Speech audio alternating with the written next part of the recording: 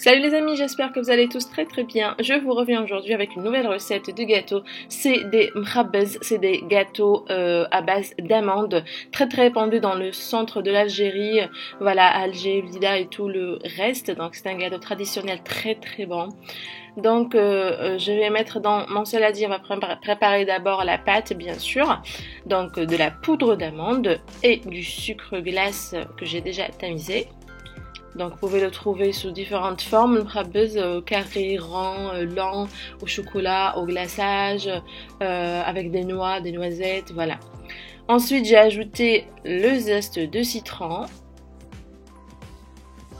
Je vais bien le mélanger afin qu'il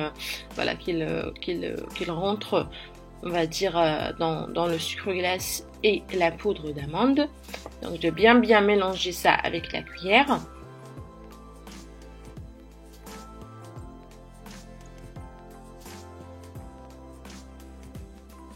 Et ensuite, on va ajouter une cuillère à soupe de beurre ramolli. Donc voilà, température ambiante. Et on va venir sabler tout ça avec la main. Voilà, bien faire rentrer le beurre dans la poudre d'amande et le sucre glace dans le mélange. Donc le beurre, il va rendre notre gâteau plus tendre, voilà, moins sec. Et enfin, je vais venir ajouter de l'œuf, donc que j'ai légèrement battu, hein, pas très battu. Donc légèrement mélanger le jaune et le blanc. Et je vais l'ajouter petit à petit tout en ramassant. Hein. Donc ici à peu près pour 450 grammes de poudre d'amande, à peu près. Donc j'ai ajouté un œuf. Mais vraiment, ajoutez l'œuf au fur et à mesure, petit à petit, tout en mélangeant avec la main parce qu'il ne faut pas qu'il y ait beaucoup d'œufs dans le gâteau, sinon il va tout simplement s'aplatir dans le four et la forme ne va pas être voilà, jolie. Donc comme vous voyez sur la vidéo, vous devriez avoir cette consistance là, voilà, tout juste ramassé, pas plus. Donc là je vais venir tout simplement mettre tout ça entre deux papiers films et venir l'aplatir avec la paume de la main. Voilà, la paume, pas les doigts pour ne pas avoir des traces. Si vous n'avez pas de papier cuisson, vous pouvez mettre un petit peu de maïzena pour l'aplatir avec le rouleau. Mais comme ça, c'est beaucoup mieux. Hein. On ne touche pas à la consistance de notre pâte. Je vais remettre le papier et prendre mon emporte-pièce que j'ai choisi rond. Vous pouvez mettre une autre forme, hein, triangle, carré, rectangle, vraiment quand vous voulez. Pourquoi je vais mettre l'emporte-pièce sur le papier cuisson? Tout simplement pour avoir voilà, des gâteaux un peu bombés par-dessus. Ensuite, je vais enlever le papier cuisson et je vais venir voilà, prendre mes petits gâteaux avec l'emporte-pièce. Et voilà, prenez garde que voilà, ne touchez pas surtout le dessus. Voilà, prenez votre gâteau plutôt du bas, poussez-le jusqu'à ce qu'il sorte de l'emporte-pièce, quand vous voyez sur la vidéo. Voilà. Ensuite, on va reprendre la pâte et répéter l'opération jusqu'à l'épuisement total, voilà, de notre pâte.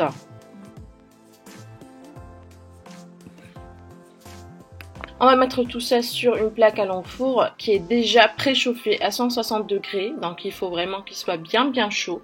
Et on va cuire notre gâteau vraiment très lentement jusqu'à ce qu'il soit bien doré, comme vous allez voir plus tard. Donc pour la préparation du glaçage, donc il est plus épais bien sûr qu'un glaçage royal, beaucoup plus épais. Donc ici j'ai un blanc d'œuf que j'ai battu et je vais ajouter mon sucre glace que je vais tamiser sur le blanc d'œuf comme vous voyez. Et je vais mélanger petit à petit. Une fois que j'ai fini mon sucre glace, je vais ajouter le jus du citron. Donc bien sûr, vous avez les ingrédients ici et encore une fois en barre d'informations. Donc je vais bien mélanger. Comme vous voyez, il est bien épais. Là, je vais le colorer légèrement. Donc je vais ajouter 2 gouttes de colorant rouge. Je vais ajouter une, mélanger et ajouter encore une et remélanger, voilà, pour avoir un rose vraiment très clair. Donc voilà.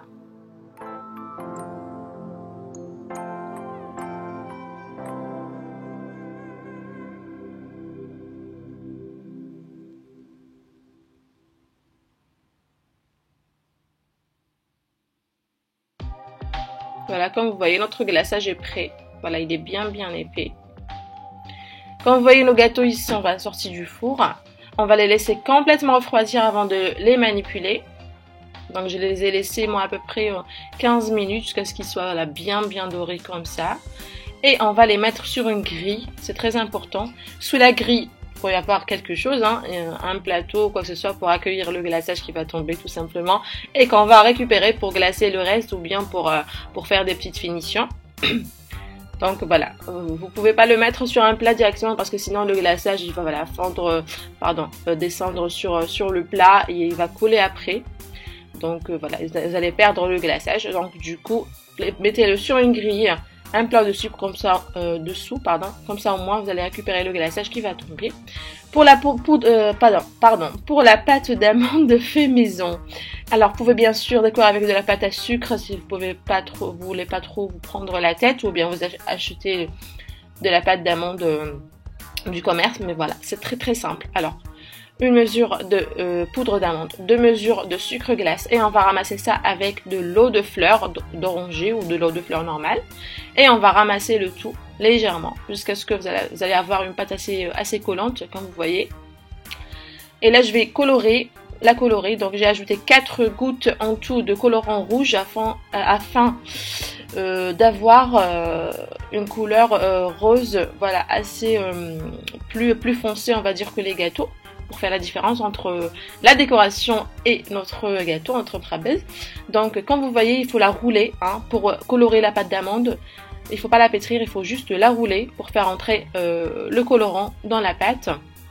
N'hésitez pas à racler voilà, le plan de travail et à remettre ça sur la pâte.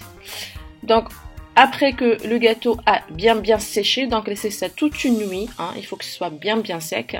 On va venir tout simplement faire les finitions et enlever avec le couteau tout ce qui reste. Voilà. Ici j'ai un moule silicone forme fleur. Comme vous allez voir, c'est très beau, qu'on va utiliser pour la décoration. Donc j'ai mis un petit peu de farine, vous pouvez mettre un petit peu de maïzena et je vais mettre ma pâte d'amande dedans. Je vais venir ensuite enlever tout l'excédent avec un couteau,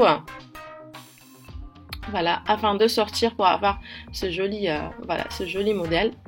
Donc ici j'ai du blanc d'œuf vanillé, donc avec beaucoup de vanille, voilà, qu'on va utiliser comme colle pour coller la pâte d'amande sur le gâteau, qui va sécher très rapidement, vous inquiétez pas. De la vanille, voilà, pour enlever l'odeur des œufs. Et on va le mettre comme ça sur le centre du gâteau. Je vais répéter l'opération, donc laissez courir votre imagination pour la décoration. Vous n'avez pas besoin vraiment de ce moule exactement, donc si vous avez d'autres moules, super. Sinon, vous pouvez mettre juste une amande par-dessus, une noix, voilà, comme vous voulez, des vermicelles, des bonbons, comme vous voulez. Donc ici, je vais rajouter du blanc d'œuf vanillé et je vais le mettre sur le centre de mon gâteau. Donc ici, j'ai choisi de mettre deux fleurs, on va dire comme un ruban, comme vous voyez. Voilà, je partageais ici tous les secrets du Rabès comme j'ai appris moi à l'école traditionnelle des gâteaux en Algérie. Donc voilà, c'est très facile, comme vous voyez, vous pouvez faire ça à la maison. C'est un peu compliqué, je sais, vous allez avoir peur, c'est sûr, vous allez vous dire que c'est un peu compliqué, mais c'est très simple. Il suffit juste de vous lancer, d'avoir un joli gâteau comme ça. Donc voilà les amis. Donc j'ai mis une petite rose au centre et regardez-moi ça. On dirait vraiment un jardin de fleurs. C'est trop beau et trop bon. Donc voilà les amis, je vais couper une pour vous montrer que c'est très tendre à l'intérieur et que c'est très bon, parfumé, magnifique. J'espère vraiment les amis que vous allez essayer cette recette pour l'Aïd. Donc voilà les amis, c'était tout pour la recette d'aujourd'hui. Je souhaite à tous les musulmans qui me regardent un Aïd Moubarak et je vous dis à la prochaine sur lovecooking.com. N'hésitez pas à vous abonner, à liker et à partager la vidéo. Au revoir.